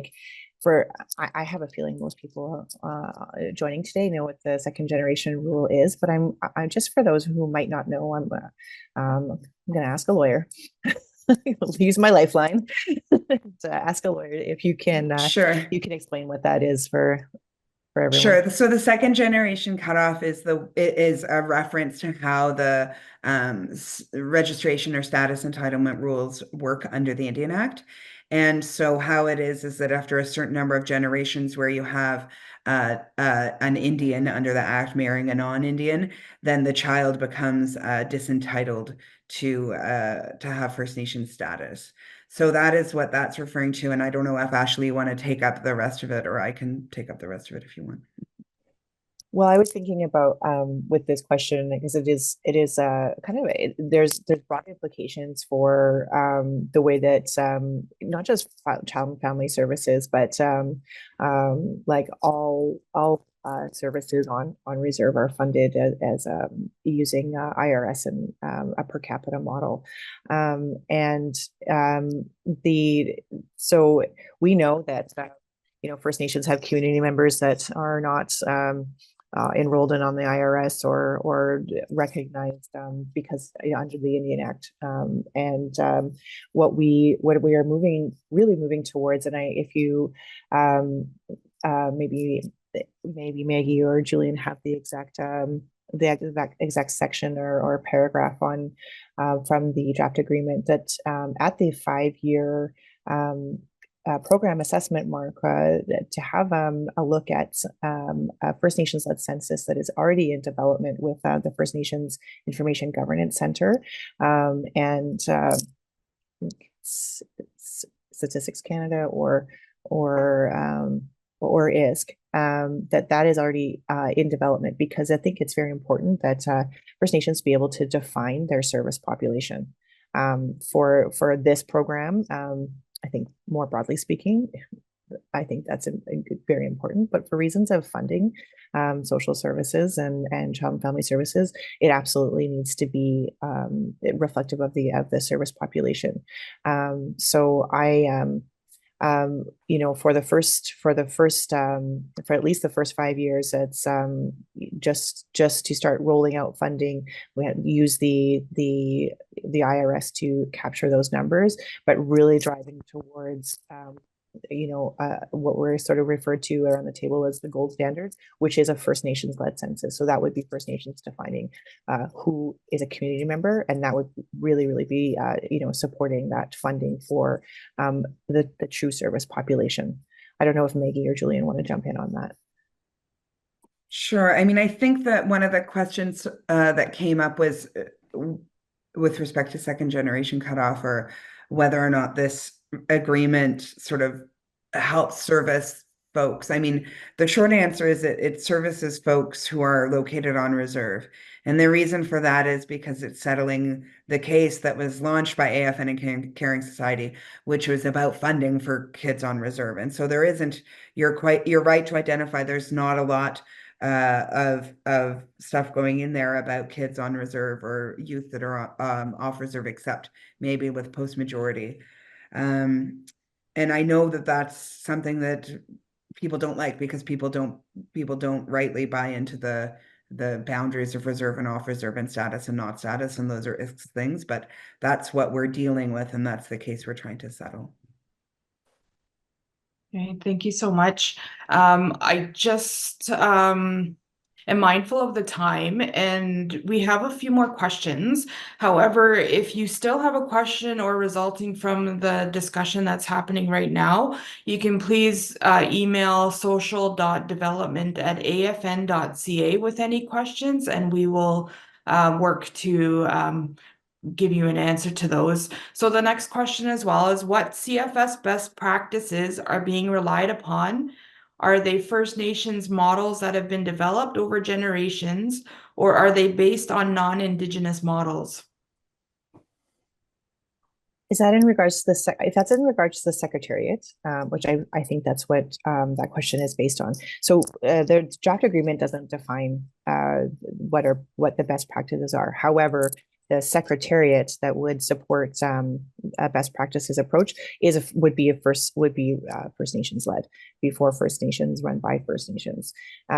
So being mindful of, I think what this question is getting at, of course, First Nations have absolutely their legitimate and meaningful and effective practices at supporting children and families who are encountering needing support, and the Secretariat would really be there to support First Nations in implementing practices that best serve their own communities. So the draft agreement doesn't define what those best practices are. It only just says that this body will be incorporated, and it will be there to support First Nations in developing best practices.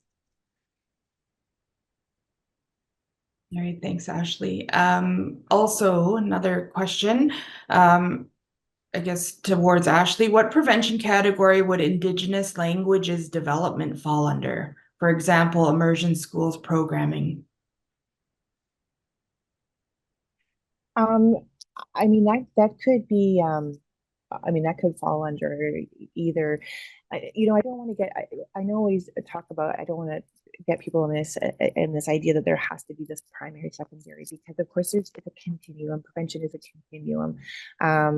But if you wanted to use prevention dollars for language classes, I absolutely, we know that language is part of a big part of building building connection, cultural connection. We know that we hear the term that culture is healing, culture is prevention, and I think that that's been well proven too. So any prevention really, whether it's we want to primary or secondary, it's that funding is there for First Nations at that to develop those community-based services. And I would just encourage you to say, this is our priority. Language classes is our priority, and we know that there's a preventative aspect to having youth learn their languages. It's really up to it's up to the First Nation to develop that programming as they see fit. Thank you, Ashley. We just have about 2 questions left. Unfortunately, we had to close the Q&A just to make it time more manageable here. But this question, I'm going to ask Maggie to try and provide an answer with this. And of course, Julian and Ashley, if you want to provide additional comments, you're welcome to. Maggie, ISC is trying to shift capital requests to complex case management. Can you explain how capital under the draft agreement will be handled? Will it be request-based, or will it be part of the funding that goes to First Nations? What do you recommend for First Nations that are having challenges with this process? I don't know anything about I haven't heard anything about them asking capital requests to go under complex case management. But what I can say in terms of that is we have heard loud and clear, at least in Ontario, about how unsatisfactory the capital's application process has been right now. And we're working to have a process that will be different. That process, unfortunately, has not yet quite been concluded. It's still under negotiation, but I think that will at least be partially application based. It is not going to be a direct allocation to First Nations.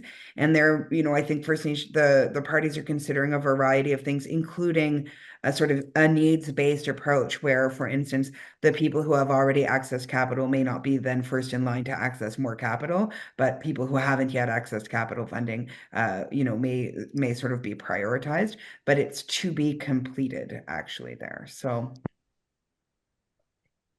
I'm wondering if that, I know that CHRT 41 process is a complex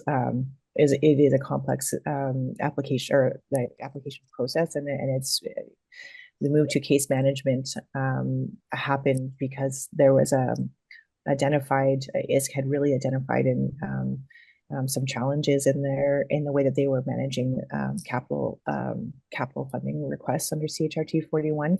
But yeah, when everyone has really shared a lot of frustrations with the way that capital is being managed right now, and really trying to take in all that feedback and those frustrations to try to build something much more manageable. I don't know if Julian has anything to add to that. Great, thank you, Ashley. So just a reminder, the presentations and recordings from today's session will be available on the AFN's website. So we're going to leave you with one final question. Ashley, if you could start us off, why is least disruptive measures funding not going to First Nations who are not served by an agency? That's a good question. So again, the least disruptive measures are those prevention services that are mandated by legislation. So if the First Nation has their own agency, let's say if you move to a C92 model, that would be funding that, and you decide to set up your own agency, then that would be funding that you could then get under your self-jurisdiction model. But since the agencies or the province, if you are being served by the province, has the mandate for least disruptive measures, so those those are the kinds of services that generally fall under, the purview of the legal mandate that the agency has, whether that's a provincial agency or whether that's a delegated agency. That's the legal mandate that agency has. That funding actually has to go to the agency. A big part of the CHRT complaint was that agencies were underfunded. So we want to be sure that agencies continue to get the funding that they need to get in order to discharge their legal mandate. So that funding, really, it has to go to the agencies so that they can do the services that they have a legal requirement to provide. And that generally also requires like a clinical professional. So the registered social workers, the it's like child and family services specialists, occupational therapists. There's a real intensive approach to those services, and they also are working under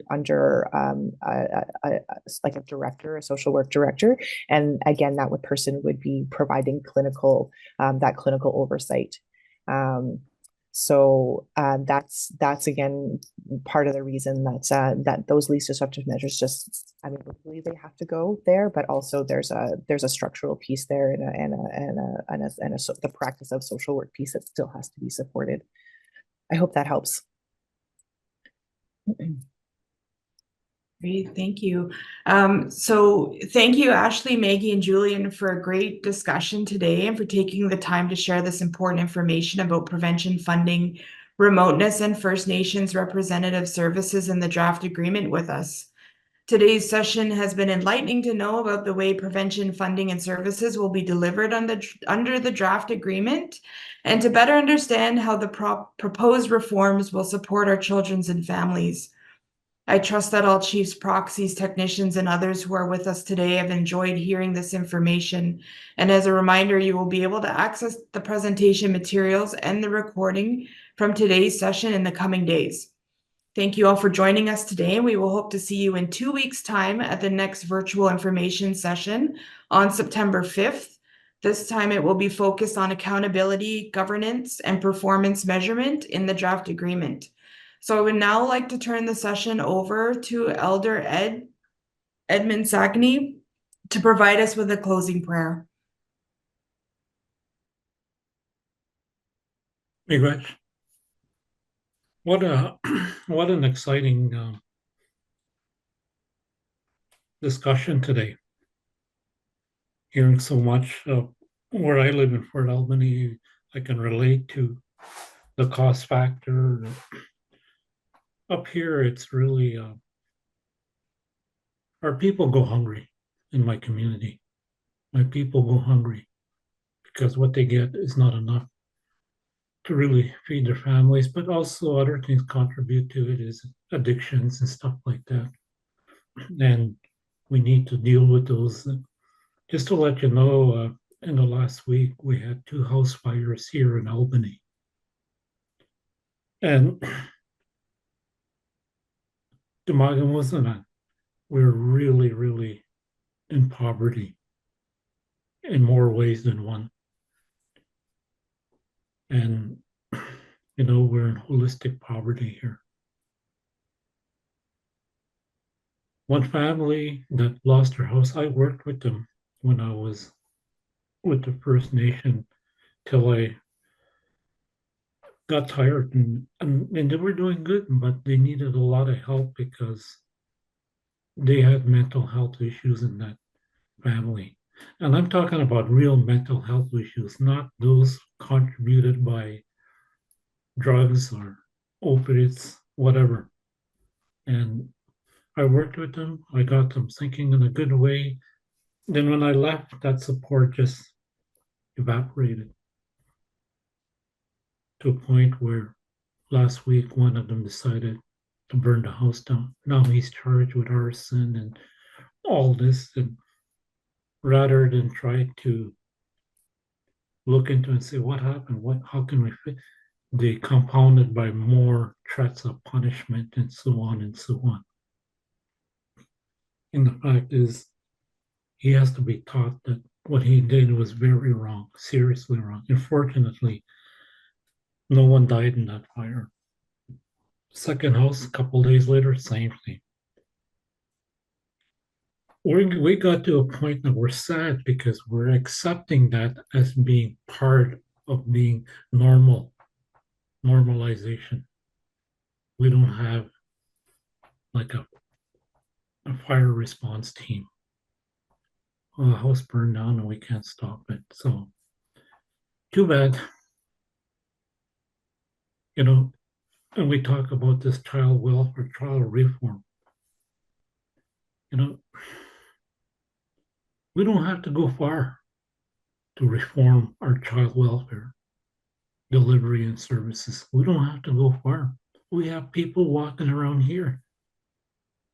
We have great grandparents, grandparents, elders who've looked after their own children rather than give it to an agency. I got a neighbor in his 60s now who took his grandson at 6 months, and that kid today is aging out. And he never went to a child family agency. There are several here that did that. And I asked him why.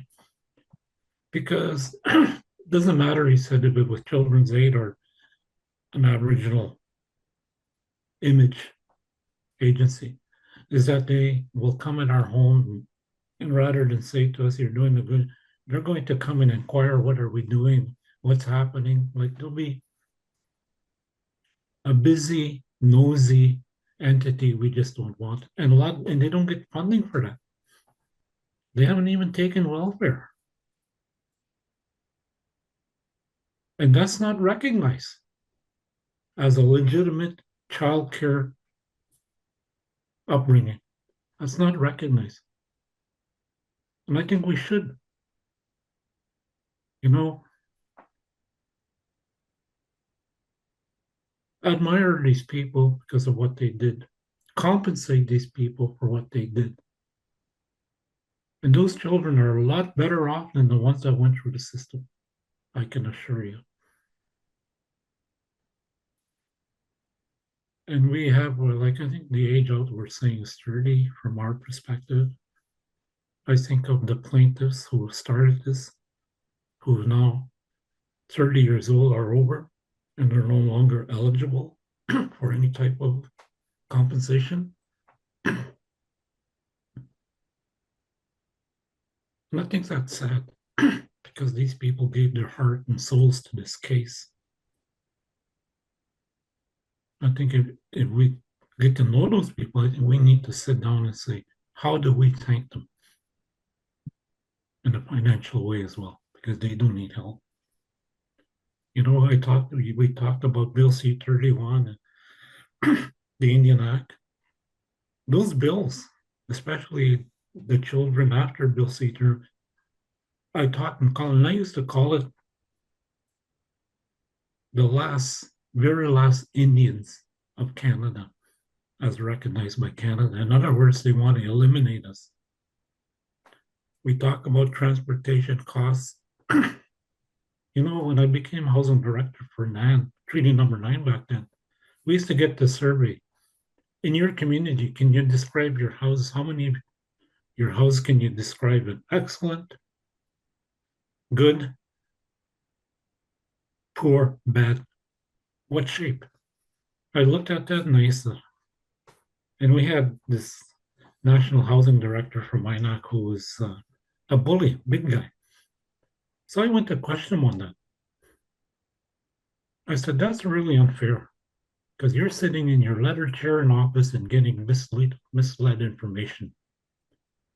Because if I say to you, I have 10 good houses in my community of Fort Albany, then I invite someone from Sex Nation and show them my good houses, then the person from Sin going to tell me, what are you talking about? Those are really poor houses. Then if I go look at their poor housing, I'm going to say, those are excellent, good houses. Because I said, you guys are not providing the funding for Northern Ontario's the Southwick. We can't drive and pick up the housing material. And we didn't even have a housing building code, which we brought in. And I'm proud to say, really proud to say, In those mid-80s, we built houses according to the code we developed. There's over 4 or 5 are still standing today. Child reform, we don't have to go far. You know, it's balancing the whole funding aspect of the government. Is just trying to get some knowledge of. And we talk about this Poliad guy. Seen him in Ottawa.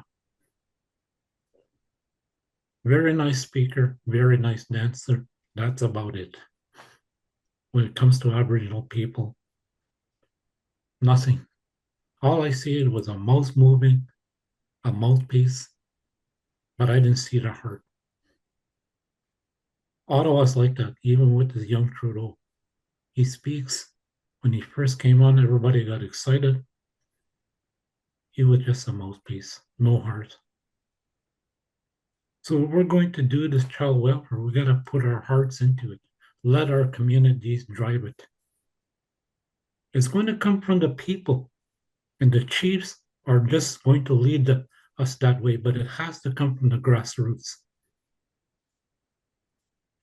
Let's not let the Indian Act keep dictating to us how it should be. From our grassroots and through our leadership of chiefs, let's tell them this is how we're going to do it. It's an exciting time, I'm telling you.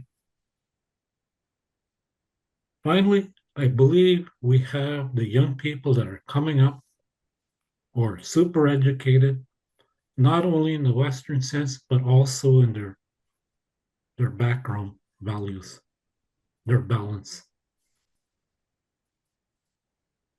They're going to make some changes, big changes, good changes. Miigwech Donovan, Kinawa, Kapechi, Ayamiek, Kapechi, Nagashkatiek, Oma Kekishe. I would like to thank every one of you for coming to this virtual meeting. For the ones that spoke, you spoke with a firm belief that we can change this. And when you spoke, even as lawyers, you spoke from the heart. You spoke from your heart. I'm privileged of sitting down with some of the lawyers from NAN, the lawyer from NAN, Chiefs of Ontario, and AFN. Privileged. Sat in the room with them because I learned a lot. I walked out a lot. Now, for September, the meeting in Winnipeg, I must unfortunately tell you that I will not be able to make it. And the reason being is that my community, we're having a large gathering during that time. And my community has asked me to be the elder present for that week-long celebration and gathering. And I've always told, when I sat in the AFN Council, I always told them, when the community requests, beckons my involvement, they come first. And sadly, I'll miss seeing you wonderful folks that I usually see when I come to these meetings. But I know it's in good hands.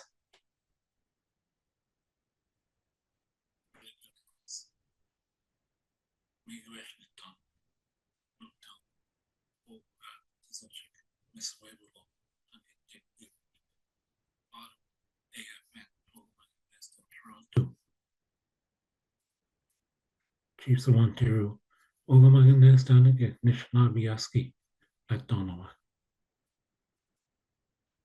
I'd like to thank all those workers who work in the front lines from AFN, Chiefs of Ontario, Nishnabiaski, Ogamagandestanike, Gawigichik, Oma Pitabego, at Donowa, and also those people way at the front, such as my community of Fort Albany, Pekanjikum, truthfully, those people that are in the front working with limited resources. And I'm glad the lawyer spoke about trying to balance the equation of funding according to environment. I'm pleased to hear that it's been a long time in coming.